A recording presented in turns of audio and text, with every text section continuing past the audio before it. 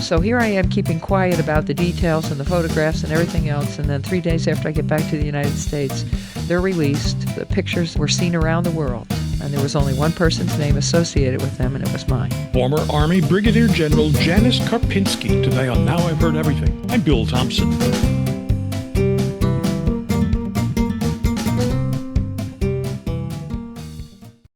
Some 20 years ago, the nation and the world were shocked when some photos emerged from the U.S.-run prison in Abu Ghraib, Iraq.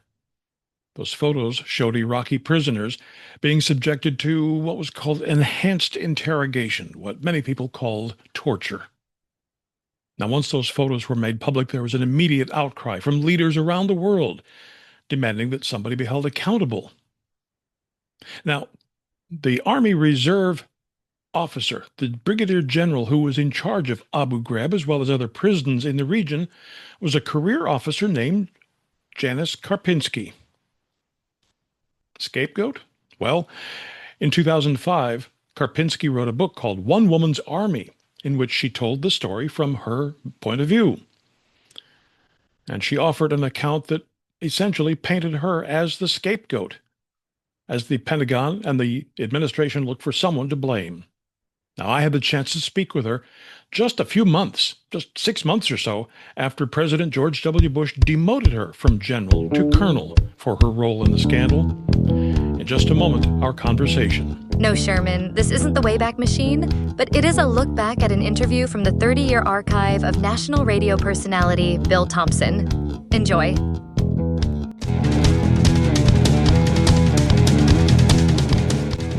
So here now, from 2005, Janis Karpinski.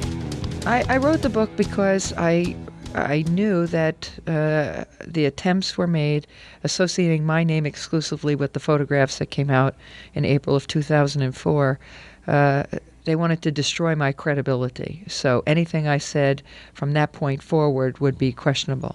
And I felt that I had to restore it. And I had a military career to prove my credibility, and I knew it. And I also knew that I was being blamed for things that were completely out of my control. We in the media sometimes take somebody in the spotlight. We pretend as though their life began that day. And you've actually got a long and illustrious and decorated career. Well, I thought so. And certainly a different page started the day they released those photographs in 2004. But I really felt like I was... at that point, the first disappointment was, here I am, I'm following the rules. I was told in January of 2004 not to discuss it with anyone. I was told not to discuss the ongoing Taguba investigation with anyone. And was told by General McKiernan when I left Kuwait, there's a great future for Janis Karpinski in the Army Reserves. I believed all of them. So here I am keeping quiet about the details and the photographs and everything else, and then 3 days after I get back to the United States, they're released. The pictures of Sergeant Grainer and Fredericks and Lindy England were seen around the world, and there was only one person's name associated with them, and it was mine. You were scapegoated. I believe so, yes. And your book is, it will be unfair to try to sum up in 15 minutes, which you didn't take in an entire book to say, but essentially the scapegoating resulted because you were a woman and because you are a reservist? Correct. They decided that would be the easiest person to exploit. They being General Sanchez, the Pentagon, the people that had more knowledge of the photographs long before I saw them on the 23rd of January of 2004. Everything was already in motion, actually, by the time you actually saw the pictures, wasn't it? That's correct. And then it was kept very quiet for an additional 4 months until the pictures were released accidentally to 60 Minutes. Accidentally? That's what they were saying at the time. The people at the Pentagon claimed that they had no knowledge of those photographs before they saw them when the rest of the world did. Now, the question has been raised by many people, I guess, on your book tour, in audiences, by other media. if there were people inside who had pictures and all this was going on, why didn't you know what was going on? Well, the cell blocks where these pictures were actually taken were under the control of the military intelligence commander from September of 2003.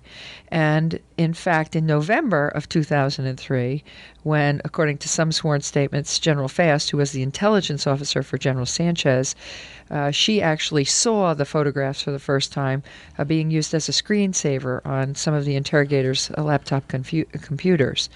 So they knew long before I did.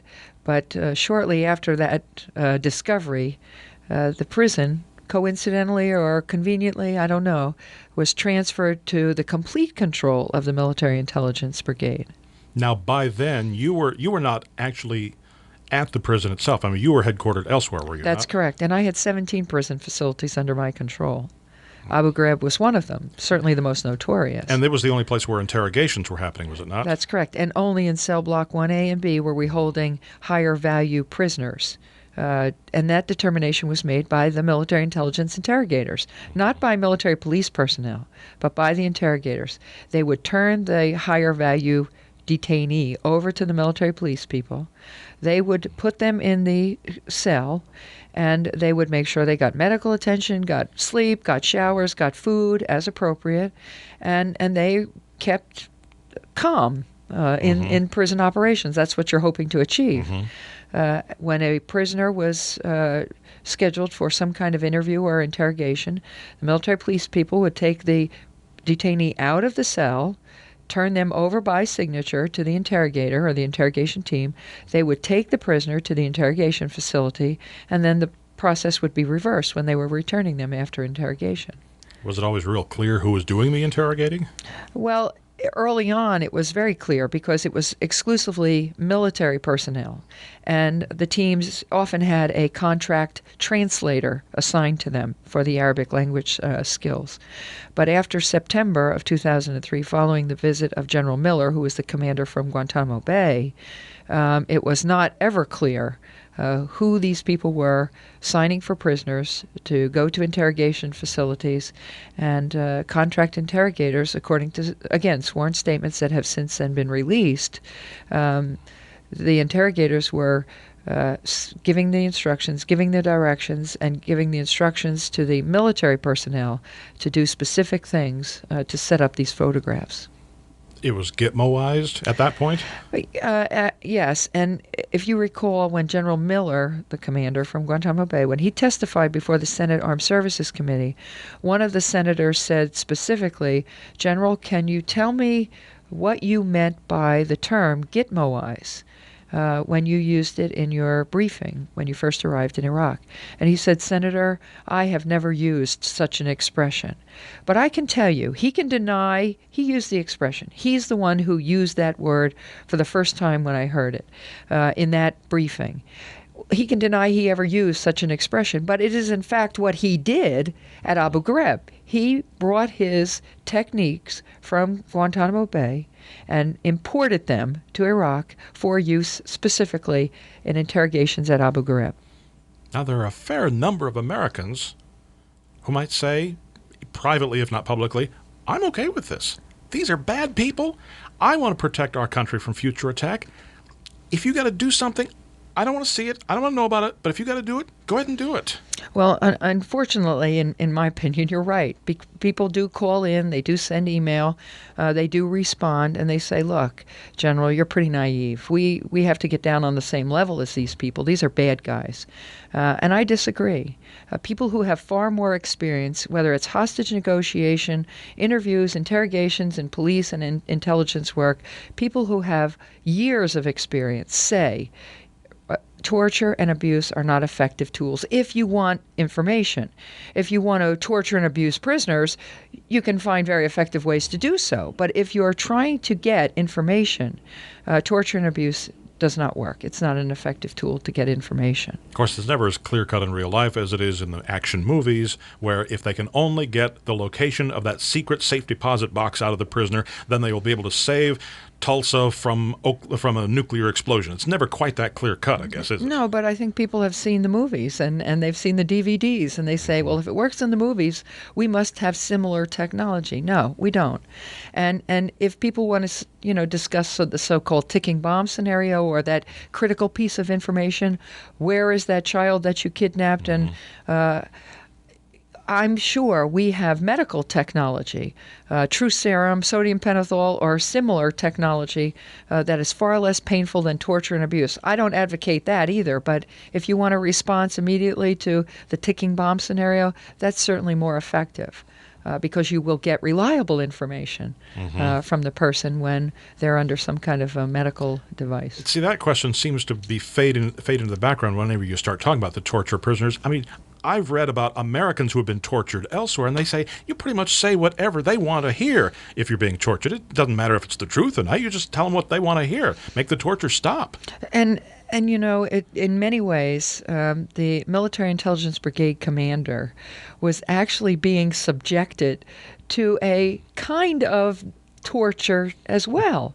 The commander of the CJTF-7, the headquarters there, General Sanchez, Lieutenant General Sanchez, was repeatedly pointing his finger and using his thumb on the colonel's chest and telling him he wanted Saddam. Get him Saddam. He wanted the intelligence to point to Saddam. So when you're pounding on somebody, realistically, they're going to do exactly what you said. They're going to tell you or give you whatever it is you're demanding from them. After this short break, Janis Karpinski talks about the high hopes she had for the Army when she started. AI is not just for 22-year-old coders. A lot of us older adults are drawing on our life experience to find unique and creative ways to use AI, at home or at work. Got an AI success story you'd like to share? Tap the link below to visit our YouTube channel, AI After 40, and let's keep learning together. Now back to my 2005 conversation with Janis Karpinski. We've gotten ahead of the story because so much of your book really is not about Iraq, not about Abu Ghraib. It's about you and your career. Again, the military is something you looked forward to being a part of. Absolutely, and enjoyed being a part of, and took the tough assignments. Very often, as a female, honestly, I was assigned the assignment nobody else wanted because I was a female, and we'll give it to a female who may or may not succeed, but always found a way to succeed. Did very well in command assignments. Had a lot of respect, tremendous respect for soldiers and officers who served with me, mentors who took the time to show me the better way to do things, and did well because I worked very hard and enjoyed what I was doing. You distinguished yourself in the first Gulf War. Well, those accomplishments go largely unnoticed at this point because they wanted to do that. I have to say that. This is not about discrimination first. This is about using people to be the scapegoats, to be the fall guys, to be the fall gals in a situation that other people were far more knowledgeable of long before we became aware through the pictures. Is it a conspiracy? In this particular situation, it looks like it was. It was designed specifically by people who knew much earlier than we were made aware, and they used us because they just looked at us as being the part-timers, the people who were going to go back to other civilian careers, that this would not have a tremendous effect on us as people because we were not as dedicated as they were, because they were the full-time military structure. Well, but also you're much easier to get rid of than Donald Rumsfeld. Sure, and you accomplish a lot of other things in the process of using me as the scapegoat and these soldiers. You now have created a new image of what happens when a woman is in this war zone. They put a dog collar and a dog leash on their prisoners. Well, Lindy England didn't deploy to Iraq with a dog collar and a dog leash. Somebody gave her those things. You ensure that even though there was a woman who was attempting to knock down walls and break glass ceilings with accomplishments, and in fact, I enjoyed the accomplishments of women who went before me. But as the first woman to serve as a commander in a combat zone, a female general officer commanding troops in a combat zone, had I succeeded, then others would have been able to come behind me and, in fact, go on beyond me to bigger and better assignments that were traditionally only filled by men, male officers. They wanted to make sure that didn't happen, and General Sanchez in particular wanted to make sure it didn't happen on his watch. So there were a lot of people over your head who made decisions out of your control that you're taking all the fall for. Correct. A chain of command goes both ways. As a commander, you have enormous responsibility. But my chain of command, the people above me, the people I was answering to, have walked away without any blame or accountability whatsoever, and in fact have never seen me face to face to take any of the actions that they took against me. I've never had a general officer call me into an office and say, "You're fired." I heard about it from a journalist who went to the Pentagon briefing and called me to ask for a comment in response to that action. And I told him, "You're the first one to let me know." We talk about appropriate behavior and command responsibility. Well, where is it in the chain of command that goes up? You can make a target out of me. Those were my soldiers. They were assigned to a subordinate unit under the 800th Military Police Brigade. I don't know why they took the instructions that they were given. I don't know why they didn't say, "No, I will not do such things." And the reason I don't know why is not because I wasn't involved. It's because I was never allowed to have access to those soldiers once they were removed from their positions at Abu Ghraib. And I was told that they didn't work for me. Why is this not a more angry book then? Well, because I think anger is exhausting. It takes too much energy. And I can focus the energy on being determined to get to the truth, to pursue the truth, to let people know that you don't have to agree with me. You can have your own opinions, certainly, but you are certainly entitled to know the whole story. And we haven't seen the whole story yet.